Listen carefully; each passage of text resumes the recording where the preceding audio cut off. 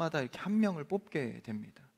그래서 10명의 보고자는 부정적인 보고를 하고, 우리가 알다시피 2명 갈렙과 여호수아는 긍정적인, 그러니까 다시 말하면 하나님 편에서 믿음을 가진 보고를 하게 됩니다. 근데 단순히 부정적이었냐 긍정적이었냐를 논하기 전에 이런 이 정탐과 보고의 흐름이 어떻게 전체적으로 흘러갔는지를 우리가 한번 보기를 원합니다. 40일 동안의 시간 동안에, 오늘 말씀 첫 절에 보니까 40일이라는 기간 동안 정탐을 했습니다. 사실은 7일 정도면 될 정탐을 40일 동안이나 시간 뒤에 돌아와서 보고하게 됩니다. 여기서도 하나님이 의도한 것 이상의 것이 진행된 것을 우리가 볼 수 있고요. 또 이 정탐의 의미를 이 10명의 보고자는 깊게 알지 못했습니다. 그러니까 하라는 것은 했는데 실제적으로 어떤 것을 보고 어떤 것을 보고하고 결과로 보고해야 하는지를, 그 의미를 알고 하지는 못했다라는 것입니다. 오늘 말씀의 25절에 보면 40일 동안 정탐을 하기를 마치고 돌아왔는데요, 그 첫 번째 보고가 26절을 한번 읽어볼까요? 오늘 본문인데요, 26절 시작. 파란 광야 가데스에 이르러 모세와 아론과 이스라엘 자손의 온 회중에게 나와 그들에게 보고하고 그 땅의 과일을 보이고. 그들에게 이제 보고를 하는데, 사실 이 과일을 보인다, 그러니까 정탐을 할 때 이미 앞서서 지시가 내려온 게 있습니다. 그것이 이제 가서 그 땅이 얼마나 비옥한 땅인지 과실을 좀 가져와 봐라. 그럴 때 그들이 보고하면서 그 과일 가져온 것을 보이게 됩니다. 그러니까 이것은 그 미션, 할 일에 대해서 이행을 한 것이죠. 과실을 갖고 온, 그러니까 할 일은 했지만 실제적 의미에 대해서는 깊게 알지 못했다는 것입니다. 그 다음 절을 한번 읽어볼까요? 27절이요, 시작.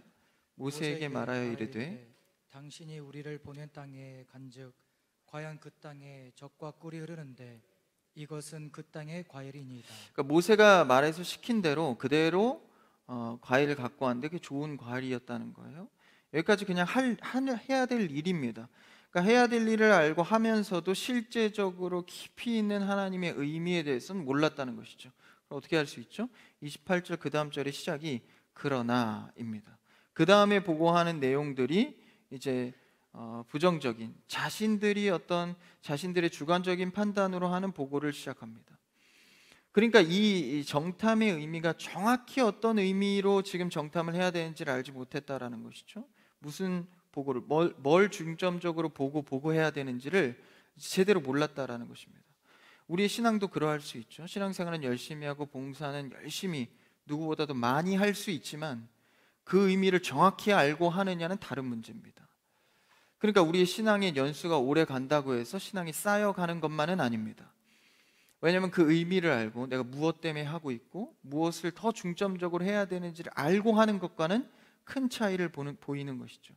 물론 결과는 과실도 가져오고 해야 될 일은 분명히 다 했지만 그 의미를 모른다면 그의 삶은, 신앙은 전혀 자라가지 않는 것을 볼 수 있습니다.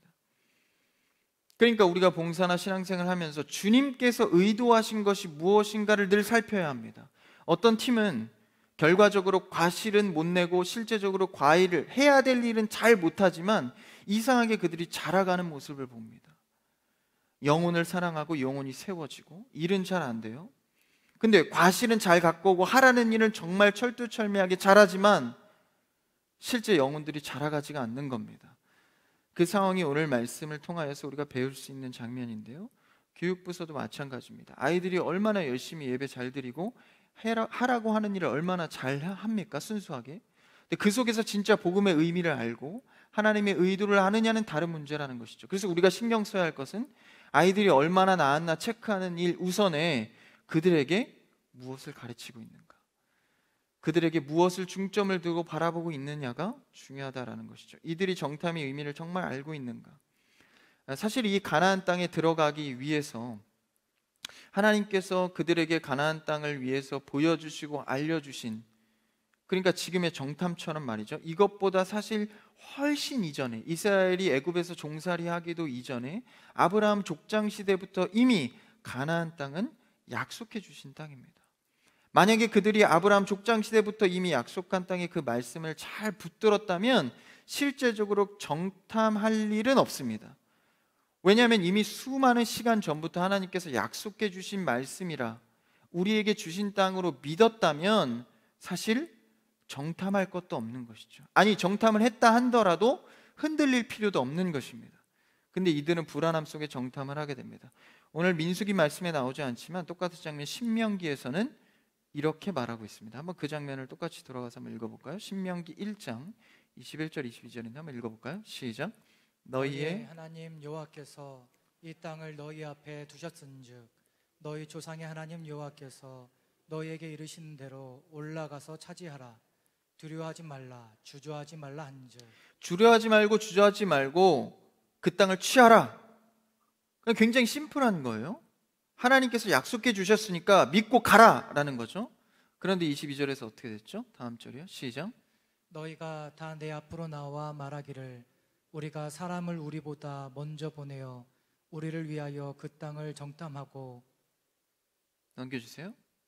어느 길로 올라가야 할 것과 어느 성읍으로 들어가야 할 것을 우리에게 알리게 하자 하기에. 하나님께서 약속의 말씀을 믿고 모세가 전하여서 야, 우리 이제 가서 취하기만 하면 된다. 하지만 사람들의 의견은 달랐습니다. 약속의 말씀 알겠는데 그래도 우리가 할 일은 해야 되지 않습니까? 좀 가서 정탐도 하고 어느 길로 가야 좋고 누구를 만나야 되고 어느 것이 더 유리할지 우리가 한번 분석해 봅시다라는 의미로 사람을 먼저 보냅시다. 그러니까 하나님의 말씀이 먼저 앞선 것이 아니라 사람이 먼저 가서 일을 하자라는 것입니다. 여러분, 이것은 합리적인 객관적인 말로 얼마나 설득력 있고 타당합니까? 그렇죠. 여기까지 온 것은 하나님의 은혜 알겠는데 이제 우리가 할 일도 좀 해야 되지 않겠냐. 하나님의 은혜와 구원의 역사는 신인 합력이 아니라 오직 하나님의 주권적인 역사로 이루어지는 것입니다.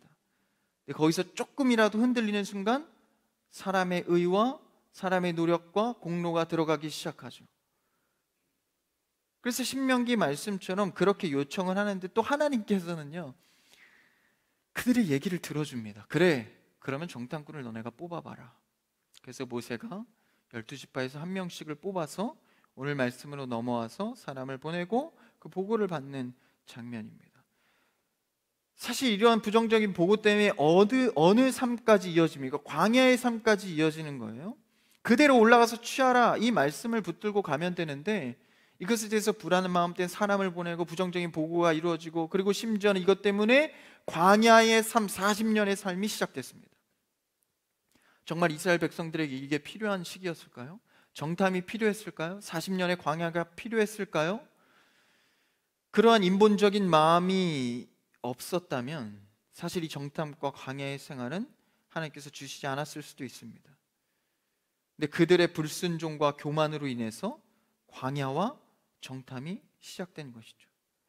그러니까 역사를 통해서 우리는 이것을 답습하지 않도록 그것을 통해서 우리가 배우고 알 수 있는 겁니다. 그래서 우리는 항상 말씀을 가까이 하고 주야로 묵상해야 하는 것은 우리가 얼마나 교만한 위치에 있었고 하나님의 은혜는 얼마나 대단한지를 통하여서 하나님의 역사는 이렇구나, 방법과 그 마음을 알아 믿음을 붙들고 살아가야 하는 것이죠.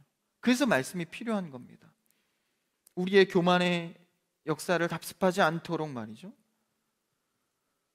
그래서 우리의 신앙생활은요 사실 언제든지 할 수 있을 것 같지만 그렇지 않습니다. 날들도 많지 않고 시간은 빨리 가고요. 또 코로나를 통해서 배우지 않았습니까? 신앙생활은 기다려주는 것이 아니구나. 환경이 안 되면 내 봉사도 내 신앙도 멈출 수 있구나. 그러니까요 오늘 지금 내가 할 수 있는 신앙의 모습의 실천들을 오늘 이루어내야 합니다. 오늘 해야 하는 것이죠. 신앙은 항상 현재점입니다. 현재 내가 하나님과의 관계가 어떠한가. 그래서 그들도 그렇게 기다려주는 것이 아니라 그것을 통하여서 수많은 시간을 낭비하고 할애해서 하나님을 알아가는 시간을 갖게 됩니다. 그러니까 여러분, 하나님께서 우리가 너가 이제 경험해봐라, 경험해보면 알게 돼. 여러분 꼭 그래야 합니까? 하나님 안에서 타고난 자들은 말씀을 붙들고 이미 이루어지지 않았지만 말씀 믿음으로 그 훈련을 단축시켜버리는 경우가 많습니다. 그게 탁월한 자죠. 말씀 믿고 나아갈 때 우리들의 고난의 훈련이 단축됩니다. 할렐루야. 말씀을 믿고 나아가는 여러분들에게 축복합니다. 그 믿지 못하고 나아갈 때 광야의 삶에서 그 수많은 시간들을 할애해서 하나님이 누구신지를 알아가게 되는 것이죠.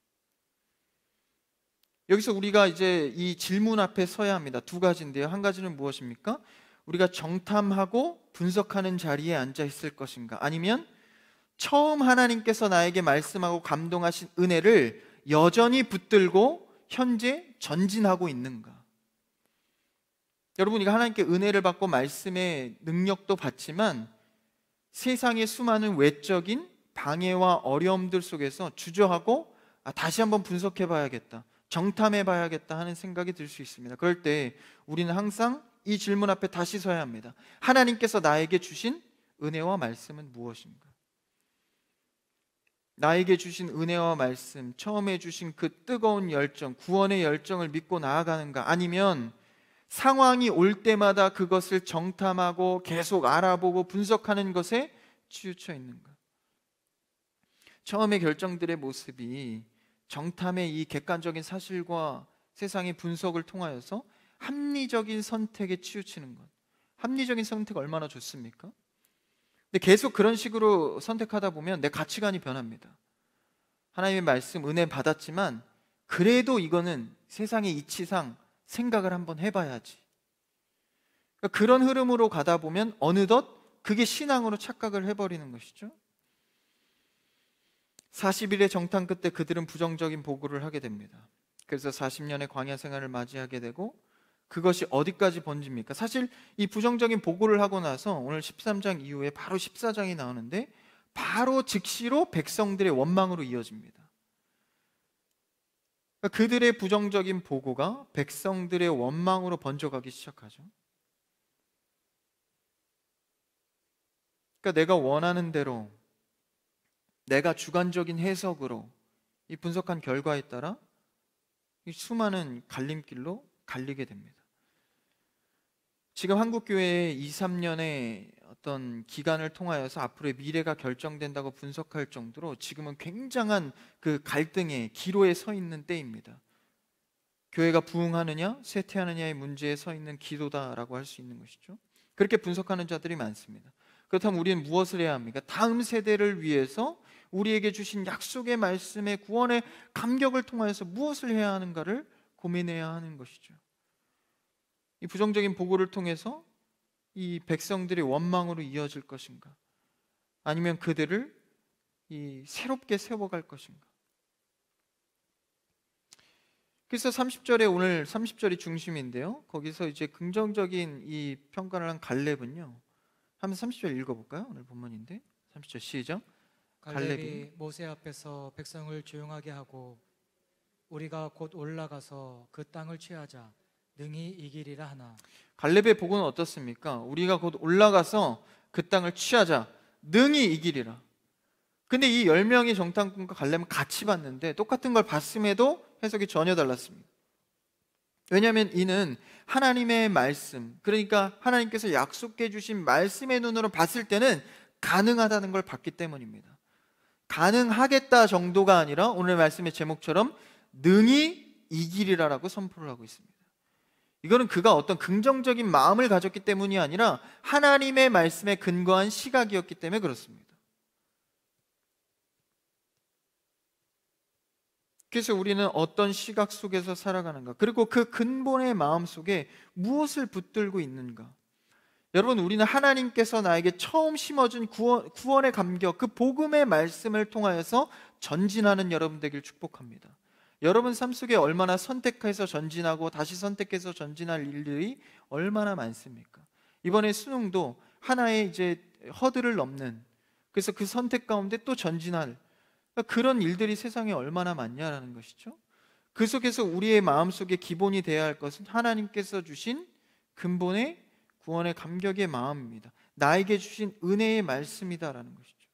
항상 시시때 때마다 상황 보고 정탐하고 분석할 것이냐, 내 주관적으로 생각할 것이냐, 아니면 하나님께서 나에게 주신 선한 말씀을 붙들고 나아갈 것인가. 그래서 우리는 그 마음의 순수한 동기로서 늘 결정하고 해결해 가야 합니다. 심지어는 결과가 좋지 않다 하더라도 우리의 결정은 늘 갈렙처럼 하나님께서 먼저 말씀해 주신 은혜의 말씀을 붙들고 나아가야 합니다. 어떤 한 목사님께서 선교지에 갔는데 그 선교지에서 이제 아프리카 쪽이었던 것 같아요. 이제 사람들이 축구를 학생들이 너무 좋아하는 거예요. 그러니까 축구로 좀 선교하고 애들을 모아봐야겠다 해서 처음에 이제 막 축구를 같이 하고 축구할 환경을 만들어준 겁니다. 그러니까 거기 있던 원주민들이 너무 좋아한 거예요. 그래서 막 열심히 축구를 하기 시작한 겁니다. 그래서 사람들을 더 모으고 전도하기 위해서 축구할 때마다 이제 빵을 준 겁니다. 이 선교사분께서 빵도 주고 그 다음 주에는 또 콜라도 같이 주고 그 다음 주에 과일도 막 준 거예요. 그러니까 사람들이 모이기 시작하고 이제 그거 먹기 위해서 막 축구를 하기 시작하는 거예요. 처음에는 축구가 좋아서 그냥 했고 그냥 축구 좋아서 모인 것이 너무 행복했는데 이제 보상을 주다 보니까 이제는 그 보상이 더 달콤해진 겁니다. 그래서 축구를 생각하면서 모이기보다는 이제 축구는 부수적인 것이 된 거고 이제 먹을 것을 위해서 모이기 시작한 거예요. 근데 어느 날 선교사님이 이제 먹을 것을 주지 않은 날도 있었지 않겠습니까? 어느 날은 주지 않은 거예요. 그러니까 그들이 모인 다음에 축구를 한 뒤에 먹을 것을 주지 않으니까 그 선교사 집에 찾아서 문을 두드리면서 먹을 거 내놓으라고. 그 장면을 보면서 처음에는 순수하게 축구하고 그것이 모임이 좋았지만 나중에는 그 보상이 달콤해져서 근본적인 순수한 동기와 감사가 사라지고 불평이 일어난 겁니다. 원래는 없었던 것인데 그 보상이 사라지니까 있다 없으니까 그 부수적인 것에 외적인 동기가 내 눈을 끌게 했다라는 것입니다. 우리의 신앙도 마찬가지입니다. 처음에 우리가 받았던 순수한 동기와 감사, 말씀이 나에게 떨어졌을 때 얼마나 순수합니까? 근데 그것이 예수 그리스도로 복음으로 충분히 살 수 있겠다라고 고백했지만 부수적인 것이 한 번, 두 번 나에게 눈을 끌기 시작할 때 그 순수한 동기가 무너지고 감사가 사라졌다는 것이죠. 그때 우리가 할 일은 바로 영적인 전투입니다. 얼마나 내 그 순수한 동기를 지켜낼 것인가, 감사의 제목을 잃지 않을 것인가. 그럴 때 우리에게 필요한 것은 복음 앞에 다시 서는 일입니다. 하나님의 말씀 앞에 다시 서는 것만이 나의 순수한 동기와 감사를 회복시킬 수 있다는 것이죠. 여러분의 어렵고 힘들고 지치고 시험 들게 한 문제가 무엇입니까? 그 문제를 해결하는 것으로 일어서는 것이 아니라 복음으로 다시 일어서는 여러분 되길 축복합니다. 다시 말하면 하나님께서 여러분에게 말씀이 주어졌을 때 은혜 받은 것, 그 제목으로 다시 회복하기를 축복합니다. 여러분 말씀 들으면서 은혜 받았던 기억, 그것을 다시 끄집어내십시오. 어려운 점들이 있다면, 시험 들고 넘어진 것들이 있다면 그 순수하게 받았던 은혜의 동기를 다시 일으켜야 합니다. 하나님이 주신 건 말입니다. 그래서 이번 주에 감사절 아닙니까? 한 해를 돌아보면서 나에게 주었던 그 감사의 제목을 다시 한번 일깨워서 우리의 마음에 무너졌던 순수한 동기와 그 감사가 회복되길 바랍니다. 그래서 그 말씀의 그 근본이 회복되어 있던 갈렙과 여호수아는 처음에 하나님께서 이 땅을 취하게 해주겠다라는 그 말씀을 붙들고 똑같은 상황을 봤지만 판단이 달랐던 것입니다. 30절 한 번 더 읽어볼까요? 30절입니다. 오늘 본문이요. 시작. 갈렙이 모세 앞에서 백성을 조용하게 하고 이르되 우리가 곧 올라가서 그 땅을 취하자 능히 이기리라 하나. 할렐루야. 능히 이기리라. 그 땅을 취하자. 보고한 말이다라는 것이죠. 올라가서 취하는 이 단순한 믿음, 우리에겐 이런 단순한 믿음의 회복이 필요합니다. 여러 가지 군더더기 나를 괴롭히고 고민하게 하는 갈등을 잠시 하나님 앞에 내려놓고 하나님께서 주신 나의 은혜, 순수한 동기가 무엇인지를 상기하면서 다시 한번 그 믿음으로 나아가는 것이죠. 우리 한번 이 말씀의 찬양을 한번 같이 하길 원하는데, 이 말씀의 고백을 그대로 한 찬양이 있습니다. 이 산지를 내게 주소서. 우리 가사를 생각하면서 우리 말씀의 고백으로 같이 찬양합시다.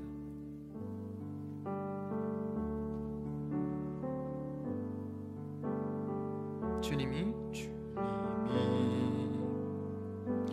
주신 땅으로 한 걸음씩 나아갈 때에 수많은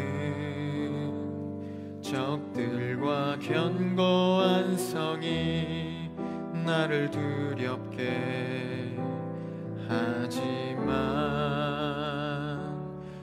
주님을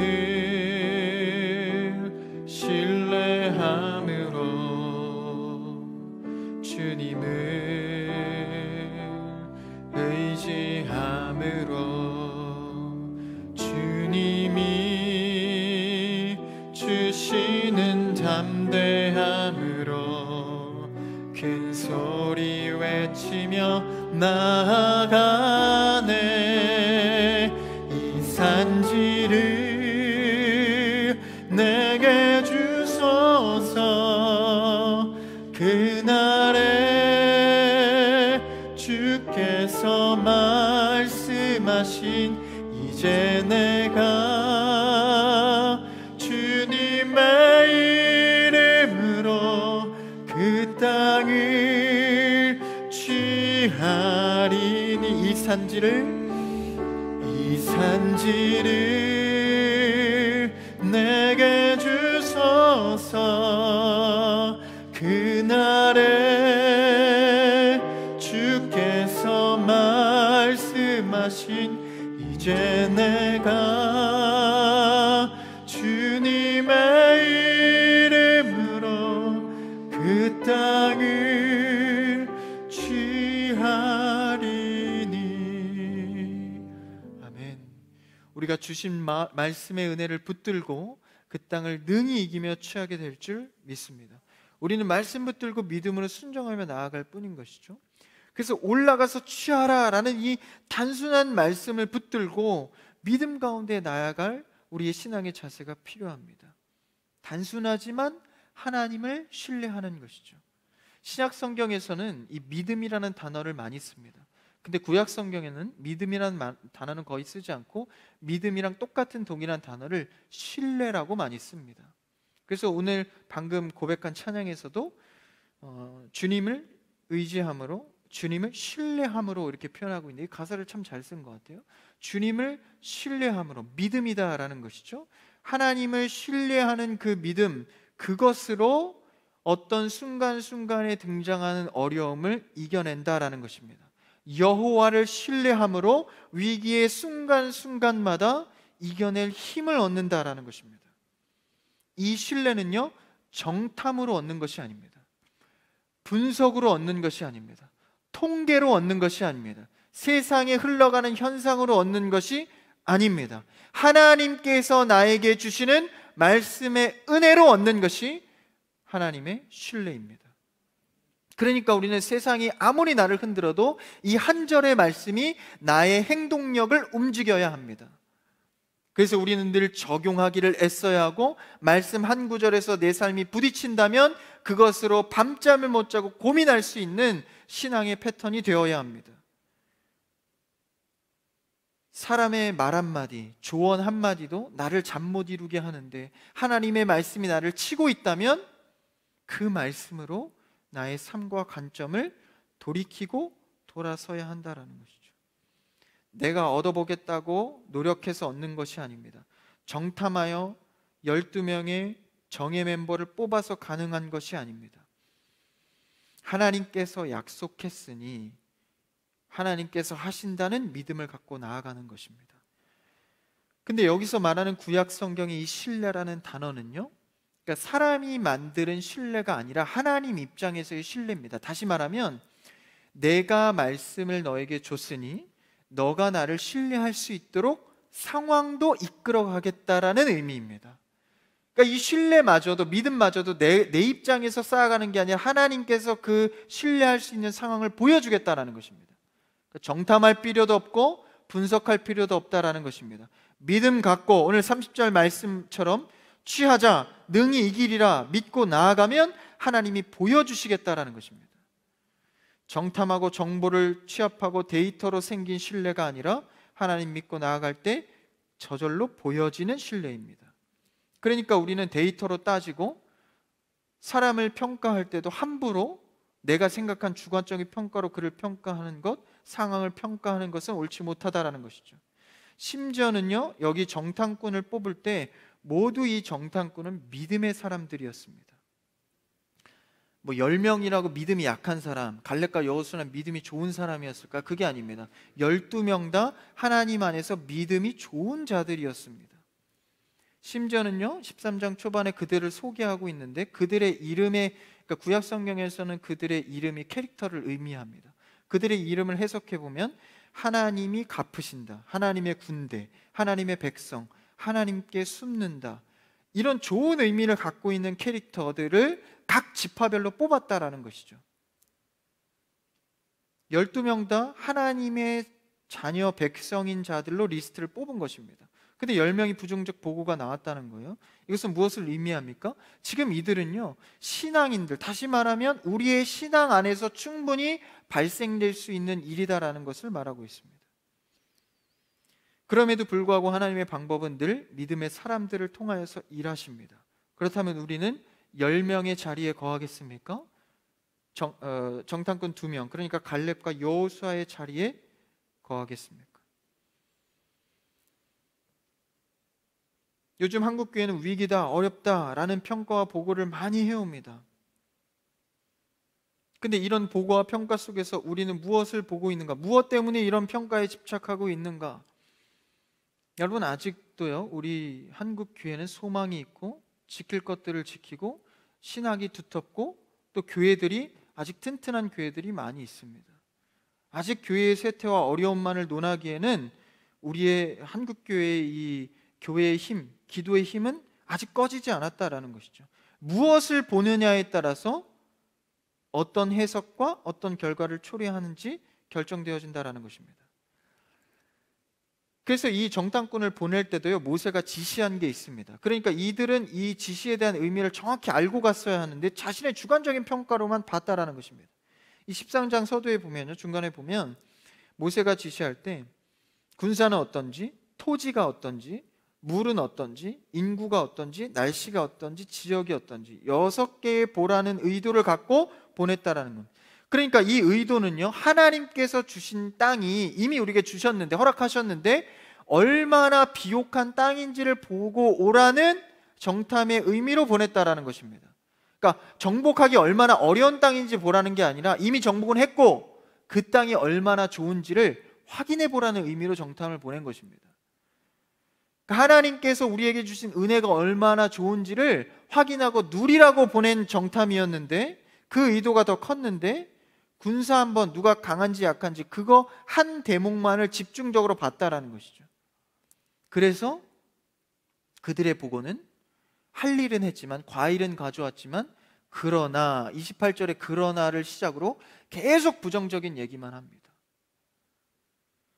그러니까 그들은 이 정탐의 의도가 무엇인지를 정확히 보지 못했다라는 것이죠. 우리도 신앙생활하고 예배는 드리지만 하나님의 의도를 정확히 모르면 불평과 불만이 일어나고 보지 말아야 할 것을 보면서 객관적이라고 자신의 주관적인 해석을 늘어놓는다라는 것입니다. 무엇을 보고 사는가?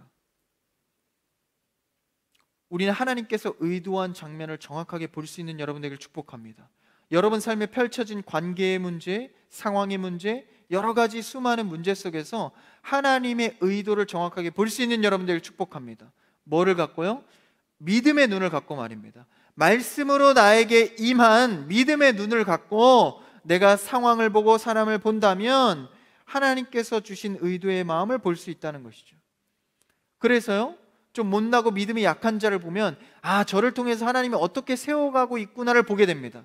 근데 믿음으로 보지 않으면 쟤는 왜 저거 항상 실패하고 못할까? 쟤는 왜 이렇게 믿음이 약할까? 그 부분만 보이는 거예요. 근데 우리가 여기서 주의할 것은 하나님의 자녀들 12명을 뽑았는데 대체적으로는 부정적인 시각이 더 많다라는 것입니다. 신앙생활하면서 믿음의 눈으로 보기보단 인간적인 자신의 주관적인 눈으로 보는 실수가 훨씬 많다는 것입니다. 그럼에도 불구하고 소망이 있는 것은 무엇입니까? 그 와중에도 갈렙과 여호수아 같은 고백을 하는 자가 있었다라는 것이죠. 있으면, 이런 자가 있으면 하나님은 일해 가십니다. 할렐루야. 우리 교회에도 갈렙과 여호수아의 자리에 있는 여러분이 많아지기를 축복합니다. 우리는 역사를 답습하는 배워서 이것을 똑같이 부정적인 것을 흘러가는 것이 아니라 배워서 고난의 훈련을 단축해서 은혜의 자리로 나아가는 것이죠. 무엇을 보고 사는가? 이번에 JTBC에서 보도한 내용 중에 기독교 관련해서 성추행 사건, 여러분 아시는 분들은 아시죠? 큰 또 파장이 일어났는데, 여러분 이것만 보면, 이런 거 보지 마십시오. 그냥 이런 거 보면서 분석하면서 역시 기독교는 타락했어, 그런 시각 속에서 그런 분석만 하고 정탕만 하면 그런 쪽으로만 생각을 하게 되는 거예요. 다른 기독교가 지금 어떤 선행을 하고 한국교회를 일으키고자 어떤 지교회들이 노력을 하고 있고 우리 교회만 해도 어떻게 일어서려고 발버둥 치고 있는지를 보지 않고 이건 왜 이래? 저건 왜 이래? 분석적으로만 보고 있다라는 것입니다. 심지어 이 마음이 커지다 보면 과장하고 상상하고 지어내기 시작합니다. 31절, 32절, 33절에 보면 31절부터 읽어볼까요? 31절이요. 시작. 그와 함께 올라갔던 사람들은 이르되 우리는 능히 올라가서 그 백성을 치지 못하리라. 그들은 우리보다 강하니라 하고. 이미 약속한 말씀을 잊어버린 거예요. 이제 못한다라고 결론을 짓죠. 이 마음이 커지기 시작합니다. 31절. 32절이요. 이스라엘 자손 앞에서 그 정탐한 땅을 악평하여 이르되 우리가 두루 다니며 정탐한 땅은 그 거주민을 삼키는 땅이요 거기서 본 모든 백성은 신장이 장대한 자들이며. 아예 그냥 악평을 하며 말합니다. 아예 마음을 먹은 거죠. 신장이 장대한 자들이다, 이기지 못한다. 33절이요. 거기서 네피림 후손인 아낙 자손의 거인들을 보았나니 우리는 스스로 보기에도 메뚜기 같으니 그들이 보기에도 그와 같았을 것이니라. 거인, 그들은 모두 거인이다, 과대풀이를 하고 있습니다. 실제 약속의 땅에 갔을 때 어떻게 됩니까? 실제 그들이 광야를 지나서 가나안 땅에 들어갈 때는 동서남북 가는 곳마다 승리하게 됩니다. 그래서 역전하여서 오히려 이스라엘이 처음엔 지금 두려워하고 있지만 오히려 가나안 땅의 모든 거주민들이 이스라엘을 두려워합니다. 가는 곳마다 승리하니까. 근데 이들의 스스로의 평가는 어땠어요? 33절에 보니까 스스로 보기에도 우리는 메뚜기 같다, 거인 앞에 메뚜기 같다, 아무것도 아닌 곤충과도 같다. 스스로 그렇게 평가했지만 하나님의 평가는 다릅니다. 오히려 역전하여서 이스라엘을 보는 자마다 두려워 떨게 되는 것이죠. 그러니까 정탐이란 의미는 무엇입니까? 하나님이 이들의 요구를 들어준 정탐의 의미는 무엇이죠? 하나님이 주신 땅이란 것을 가서 확신하고 오라는 겁니다. 갈렙과 여호수아처럼. 그들은 확신하는 게 아니라 오히려 반대로 안 된다, 있었던 말씀마저 까먹어버리는 우를 범하게 됩니다. 여러분, 우리는 하나님 앞에 이 상황을 통하여서, 어려운 상황을 통하여서 오히려 하나님을 신뢰하고 하나님의 일하심을 확신할 수 있는 여러분 되길 축복합니다. 스스로를 주관적으로 자꾸 평가하지 마십시오. 하나님의 일은 내 생각보다 늘 크십니다. 그래서 같은 것을 보았지만 다르게 해석하고 있는 거예요. 이만큼 내가 얼마나 말씀의 눈, 믿음의 눈으로 보냐는 완전히 다른 결과를 초래합니다. 거인 족속이 있긴 했지만, 그러니까 이들의 아낙 자손, 거인 족속이 있긴 했지만 네피림의 자손이다. 네피림은요, 이 창세기에 나오는 이 족속인데 실제 이것은 거인 족속 상상의 지금 이야기까지 하고 있는 거예요. 그들이 네피림의 족속이다, 그러니까 엄청 대단한 자라고 부풀려서 말하고 있는 것이죠. 근데 그곳이 이제 핵심적인 헤브론 땅이었는데 아낙 자손이 있으니 사실 그 핵심적인 그 땅을 차지해야 되는데 그 땅의 평가를 이렇게 부정적으로 하고 있으니, 그래서 헤브론 땅에 대하여서 막 기도하고 그러지 않습니까? 나중에는 그럴 때 그 땅이 우리의 시선은 어떠해야 합니까? 아낙 자손, 거인이 있는 땅이라 할지라도 오히려 그곳이 핵심의 땅이니 하나님께서 더 크게 일하실 것을 확신하면서 오히려 더 기대하고 더 기도하고 더 소망을 가져야 하는 것이죠. 우리에게 어려움이 클수록 하나님의 일도 크다는 것을 인식해야 합니다. 하나님께서 나를 훈련하시고 어떤 방향성을 이끌어 가시는지를 상황을 통해서 발견할 수 있는 자가 되어야 하는 것이죠. 그래서 처음에 이 12명 중에 10명이나 불평불만을 하게 됩니다. 주님이 주신 순수한 복음, 그 말씀, 내적 동기가 사라지고 외적 동기 때문에 핀트가 벗어나가 버린 것이죠. 우리 한국교회 요즘의 현실은 위기의 시대라고 말하고 부정적인 기사를 쏟아내지만 실제로 우리의 신앙생활은, 기독교는 어떻습니까? 부정적인 시각만 있나요? 그렇지 않죠. 우리는 오늘 이 땅의 교회, 아니 우리 이 크리스찬 교회를 통하여서 이 시대가 기독교를 부정적인 시각으로 본다 할지라도, 그게 대세라 할지라도 그 분위기에 찬물을 끼얹을 수 있는 우리 크리스찬 교회가 되기를 축복합니다. 그 고리를 부셔버리고 끊어버릴 수 있는 것은 나의 신앙으로 시작하는 것입니다. 이 교회로부터 출발하는 것이죠. 그것을 정탐하고 분석하고 그런 대세 속에서 흔들리고, 그것이 아니라 우리는 어떤 상황이든지 믿음으로 해석하여서 전진하면 그뿐입니다. 외적인 동기에 너무 흔들리지 마십시오. 우리에게 주신 그 은혜의 내적인 동기를 다시 한번 상기하십시오. 이번 추수감사 절기를 통하여서 여러분 마음속에 그 내적인 동기가 무엇이었나, 내가 교회 나와서 말씀 들으면서 내가 봉사하기로 작정한 그때, 내가 은혜 받았던 그때 내 감사 제목이 무엇이었나 다시 떠올리면서 다시 우리의 마음속에 순수한 내적 동기가 회복되기를 바랍니다. 그랬을 때 하나님께서 모든 상황은 하나님께서 이끌어 가십니다. 이 서울에 유명한 그 제자교회가 많죠. 유명한 제자교회 중에 한 교회가 큰 교회입니다. 근데 그 교회에 이제 교회가 커질수록 이런 분란이 일어나는 이유는요, 항상 인간적인 마음이 들어갔기 때문인데, 그 교회가 막 와야 될 지경이 이르렀을 때, 수십 년 전이죠. 10년 전이었던 것 같아요. 그때 어떤 한 목사님이 부임해서 그 교회에 들어가게 됩니다. 얼마나 부담이 크겠어요. 그 큰 교회가 막 장로님들하고 막 다 이게 교회가 시끌시끌한데, 그 중직자들이 좀 소위 말해서 세상에 잘 나가시는 분들도 있고, 그러니까 막 시끄러우는 가운데 막 파워, 그 완력 다툼도 있고, 그때 이제 한 목사님이 이제 들어가신 거예요. 들어가셔서 이제 10년을 넘게 거기서 사역하면서 이제 안정화를 현재는 시켜놨습니다. 그분이 얼마나 거기서 고통스럽고 힘겨웠는지, 보통 목사님들은 그러신 분들 많으시죠. 이빨이 12개가 다 빠졌대요. 그러니까 10년 동안 얼마나 스트레스를 받았으면 이빨이 다 빠지더래요, 12개가. 근데 그래서 이제 자기 집안 내력인가 해서 이 집안의 형제들을 봤더니 이빨 빠진 사람이 가족 중에는 없더라는 거예요. 그러니까 나이가 들어서 빠진 게 아니라 스트레스 때문에 그 정도로 그 교회에서 그냥 헌신하고 막 스트레스를 받았다는 거예요. 그러니까 가정을 어떻게 돌보겠습니까? 그러니까 어릴 때부터 이 자녀들이 셋이 있었는데, 그러니까 목회자 가정이니까 돈이 어디 있겠습니까? 그러면서 막 그 큰 교회를 막 진정시키려니까 막 가정이 되지가 않아요. 그래서 그냥 자녀들을 교육이 잘 안 되니까 그냥 머리에 얹고 아침마다 기도를 한 거예요. 하나님 의지에서 살아가게 하옵소서. 자기가 못 돌보니까 하나님 의지에서 이자가 살아갈 수 있도록 그렇게 기도를 했더래요. 그러면서 교육도 다른 교육 안 하고 사람 따라다니지 말고 하나님 눈치 보고 하나님 따라다녀라, 이 교육만 했대요. 그러면서 본인이 이제 사역에만 열중했는데, 이제 현재로 와서 그 자녀들이 외국에 나와서 최고의 기업이죠, 애플 알지 않습니까? 미국에서는 그 이미그레이션 통과할 때도 애플 직원이다 하면 그냥 무조건 프리패스라고 합니다. 그 정도로 그 세계적 1위 기업 아닙니까?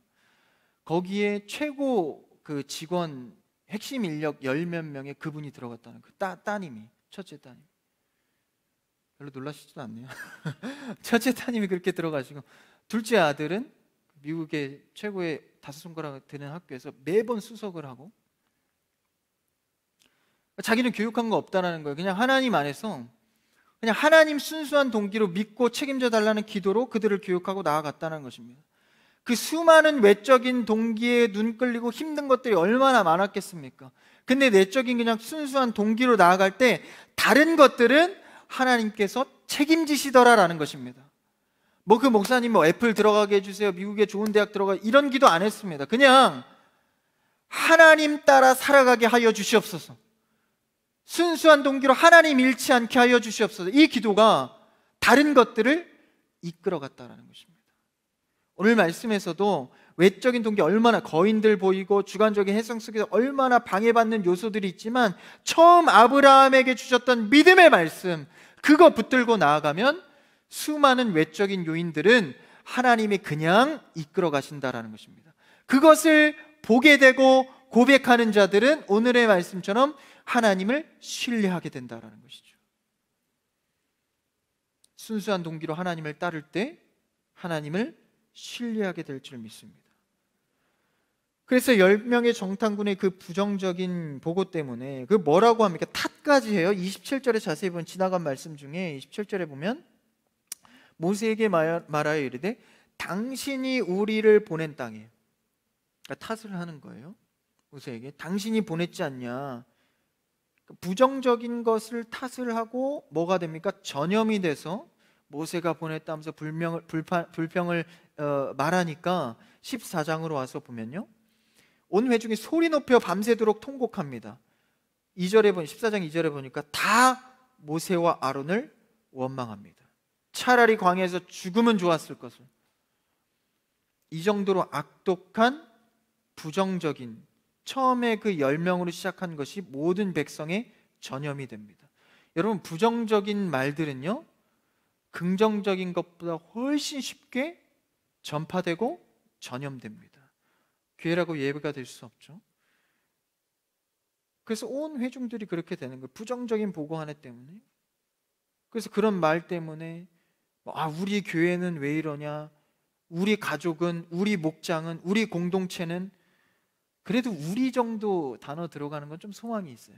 이 교회는, 이 가정은, 이 공동체는, 이러면서 이런 불만은 전염이 된다라는 거예요. 여러분, 우리는 믿음으로 정복하고 믿음으로 보고하는 여러분 되기를 축복합니다.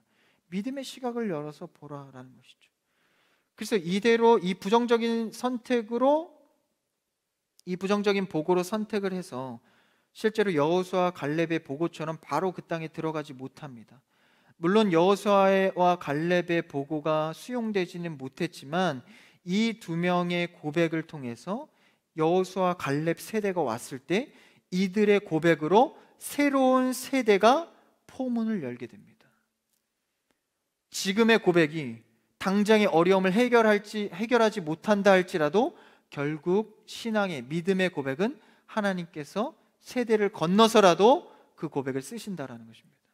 그러니까 여러분, 믿음의 자녀들을 얼마나 여러분의 신앙 고백으로 잘 양육해야 되는지를 오늘의 말씀을 통해서 알 수 있는 겁니다. 비록 세상에, 그리고 믿는 자들 중에는 10명, 누가 봐도 10명의 고백을 해야 될 것 같지만 신실했던, 말씀을 끝까지 의지했던 2명의 고백이 다음 세대를 이끌어갔다라는 것입니다. 40년 후에 비전의 포문이 열렸던 것처럼 우리도 주 앞에 고백하고 구해야 할 것은 바로 말씀의 믿음입니다.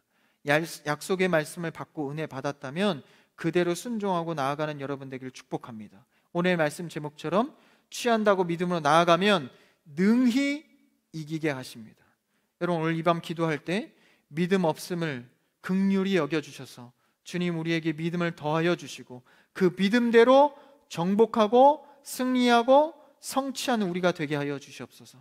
믿음의 영성을 넘어 믿음의 야성으로 어느 곳이든지 전진해 갈 수 있는 우리가 되기를 축복합니다. 힘들 때 하나님께서 나를 쓰신다면 믿음으로 나아가시고, 어려울 때 나를 쓰신다 한다면 부정적인 보고가 아니라 주께 아멘으로 화답할 수 있는 믿음의 사람, 그 사람 여러분 되기를 주님의 이름으로 축복합니다.